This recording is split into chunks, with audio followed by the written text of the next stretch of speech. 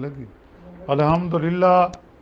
الحمدللہ وکفا وسلام علی عبادہ الذین اصطفی اما بعد فاعوذ باللہ من الشیطان الرجیم بسم اللہ الرحمن الرحیم وَكَذَلِكَ أَوْحَيْنَا إِلَيْكَ قُرْآنًا عَرَبِيًّا لِتُنذِرَ أُمَّ الْقُرَىٰ وَمَنْ حَوْلَهَا وَتُنذِرَ يَوْمَ الْجَمْعِ لَا رَيْبَ فِيهِ فَرِيقٌ فِي الْجَنَّةِ وَفَرِيقٌ فِي السَّعِيرِ. اس طرح ہم نے آپ کی طرف عربی قرآن کی وحی کی تاکہ آپ مکہ والوں کو اور اس کے آس پاس کے لوگوں کو خبردار کر دیں، اور جمع ہونے کے دن سے جس کے آنے میں کوئی شک نہیں، ڈرامے ایک گروہ جنت میں ہوگا اور ایک گروہ جہنم میں ہوگا. سبحان ربک رب العزت عما یصفون وسلام علی المرسلین والحمد للہ رب العالمین. اللہم صلی علی سیدنا محمد وعلی آلہ وصحبہ وسلم. پارہ 25واں سورۃ الشورى کی آیات مبارکہ 7 کی تلاوت کی گئی ہے اور 7 ترجمہ بھی کیا گیا ہے. جیسا کہ گزشتہ درس میں ذکر ہوا تھا کہ اللہ تعالیٰ کے تمام فرشتے اپنے رب کی تعریف بیان کرتے ہیں اور ساتھ ساتھ زمین والوں کے لیے استغفار بھی کرتے ہیں، اور ساتھ یہ اللہ نے امید دلائی، تسلی دی کہ اللہ تعالیٰ معاف فرمانے والے اور رحمت والے ہیں.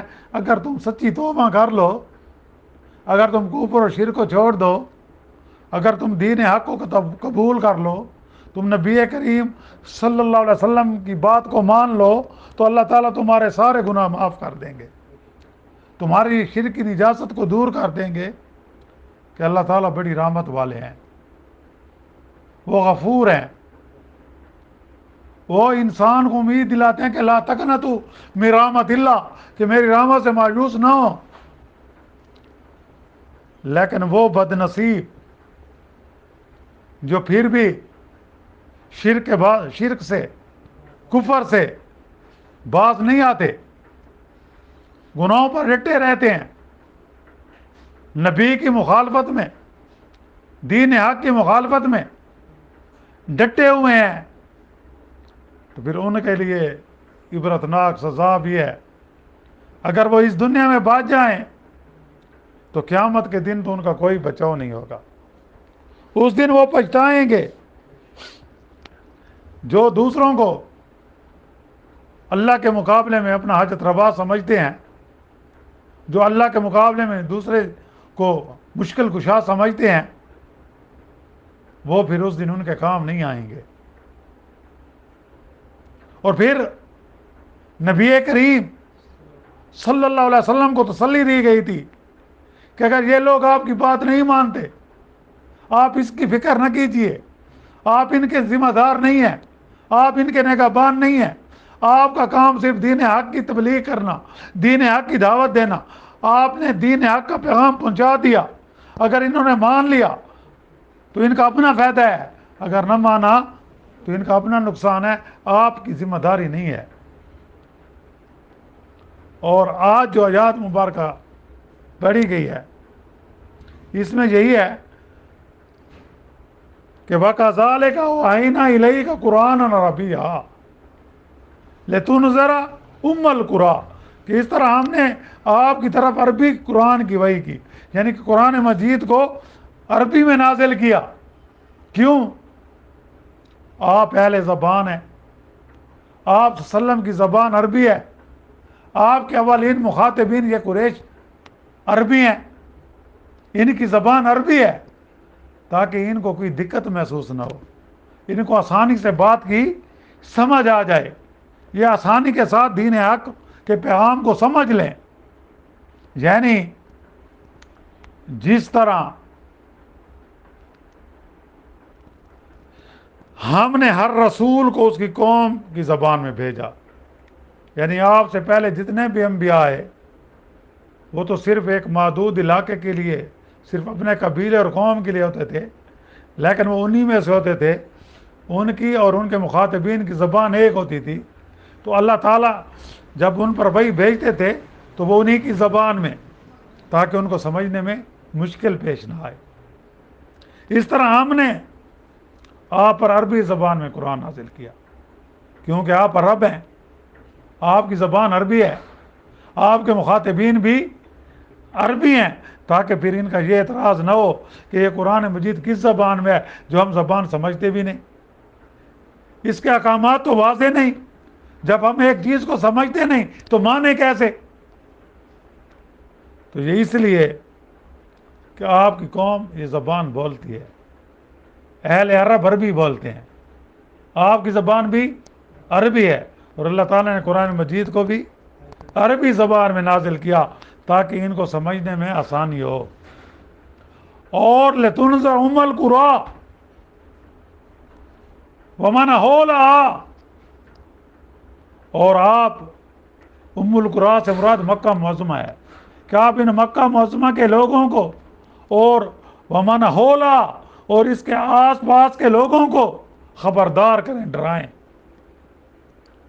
خبردار کریں، ڈرائیں، یعنی ام القری مکے کا نام ہے، اسے بستیوں کی ماں بھی کہتے ہیں، ام کا معنی ماں، ام کا معنی عربی میں جڑ بھی ہے، ام کا معنی بنیاد بھی ہے، اور ام کا معنی ماں بھی، ام القری یعنی شہروں کی ماں، بستیوں کی ماں، اس لیے کہا گیا کہ یہ عرب کی قریب ترین بستی ہے، بلکہ ام القری دنیا میں سب سے پہلی بستی ہے۔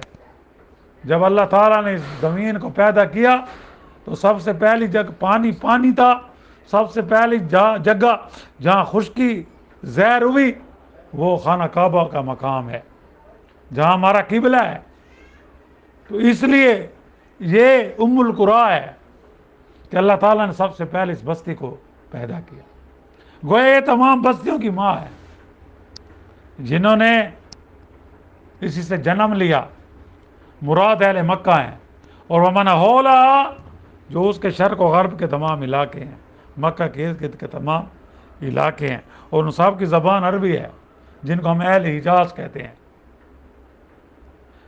اور ان سب کو ڈرائیں کہ اگر وہ کفر اور شرک سے طیب نہ ہوئے، اگر انہوں نے کفر اور شرک کو نہ چھوڑا تو پھر عذاب الہی کے مستحق قرار پائیں گے، پھر اللہ کے عذاب سے انہیں کوئی نہیں بچا سکے گا۔ تم نے جو اللہ کے ساتھ دوسری ہستیوں کو شریک ٹھہرایا، تم نے مورتیاں بنا لی، تم نے اپنے ہاتھوں سے پتھر کے اور مٹی کے بت بنا لیے، تم نے حرم پاک میں بت رکھ دیے، تم نے ان کو اللہ کا شریک ٹھہرایا، یہ تمہارے کچھ کام نہیں آئیں گے۔ جو اپنے اوپر سے مکھی نہیں ہٹا سکتے، جن کو کوئی توڑ دے تو اپنا بچاؤ نہیں کر سکتے، جن پر کوئی نجاست ڈال دے تو مقابلہ نہیں کر سکتے، تو وہ تمہاری کیا بگڑی بنائیں گے، وہ تمہاری کیا مدد کریں گے، وہ تمہارا مشکل میں کیا کام آئیں گے؟ اس لیے اگر تم نے کفر اور شرک کو نہ چھوڑا تو پھر یاد رکھو تم عذاب الہی سے نہیں بچ سکو گے، قیامت کے دن پھر تم پچھتاؤ گے، اس وقت تمہارا پچھتاوا کام نہیں آئے گا۔ اور پھر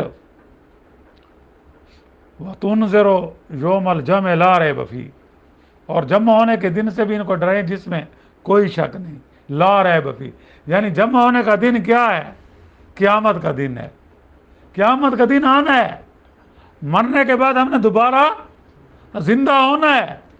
قیامت والے دن کو جمع ہونے والا دن اس لیے کہا گیا کہ اس میں اگلے پچھلے تمام انسان جمع ہوں گے، حضرت آدم علیہ السلام سے لے کر قیامت تک جتنے بھی لوگ پیدا ہوئے ہیں اور آگے ہوں گے وہ سب یوم حشر میں قیامت کے دن اکٹھے جمع ہوں گے، اور ان میں ظالم بھی ہوں گے، ان میں مظلوم بھی ہوں گے، ان میں مومن بھی ہوں گے، ان میں کافر بھی ہوں گے، ان میں انبیاء بھی ہوں گے، ان میں امتیں بھی ہوگی، سب لوگ اکٹھے جمع ہوں گے، اور اپنے اپنے اعمال کے مطابق جزا و سزا ان کو دی جائے گی. ان سے پوچھ گچھ کی جائے گی کہ تم نے زندگی کیسے گزاری تھی. انبیاء کی پیغام تمہیں پہنچا تھا، کیا تم نے ان کو مانا تھا؟ تم نے رزق کیسے کمایا تھا؟ کیا شریعت کے مطابق حلال اور حرام میں پہچان کی تھی؟ خرچ کیسے کیا تھا؟ تم نے علم کیسے حاصل کیا تھا؟ کیا تم نے نیکی کی زندگی گزاری تھی، بدی کی زندگی گزاری تھی؟ یہ سب جواب دینا ہوگا. پھر اس کے مطابق اللہ تعالیٰ فیصلہ فرمائیں گے. اللہ سے دعا کرو کہ اللہ تعالیٰ ہم سے حساب نہ لے، ہم اس قابل نہیں ہیں. اللہ تعالیٰ ہمیں اپنے نیک لوگ جو اس کے مقربین ہیں ان کے ساتھ قیامت کے دن اٹھائے، ہمیں جہنم کی آگ سے بچائے، ہمیں جنت کا مستحق بنا دے، ہماری کوتاہیوں کو معاف فرما دے. کیونکہ قیامت کے دن کے آنے میں کوئی شک نہیں، اور اس دن فیصلہ ہو جائے گا کہ فریق فی الجنت ہے، فریق فی الجنت ہے، کہ ایک گروہ جنت میں ہوگا، وہ فریق فی السعیر، اور ایک گروہ جہنم میں ہوگا. سعیر یعنی آگ میں، نار میں، جہنم میں. جو اللہ کے حکموں کو بجا لایا، جو اللہ کے حکموں کو بجا لایا ہوگا، اس کے احکامات پر عمل کیا ہوگا، حرام سے بچا ہوگا، حلال کی جستجو کی ہوگی، انبیاء کی فرما برداری کی ہوگی، اطیع اللہ و اطیع الرسول کے مطابق زندگی گزاری ہوگی، وہ تو جنت کا مستحق ہوگا. جس نے رب چاہی زندگی گزاری ہوگی، مان چاہی زندگی کو چھوڑ دیا ہوگا محض اللہ کی رضا کے لیے. اور وہ لوگ جنہوں نے نافرمانی کی ہوگی، جنہوں نے انبیاء کی بات نہ مانی ہوگی، تو وہ جہنم کے مستحق ہوں گے. اس کے علاوہ کوئی تیسرا گروہ نہیں ہوگا، اس کے علاوہ کوئی تیسرا گروہ نہیں ہوگا. اللہ سے دعا ہے کہ اللہ تعالی ہمیں جنتیوں کے گروہ میں کھڑا کرے، ہمارا حشر جنتیوں کے گروہ کے ساتھ ہو.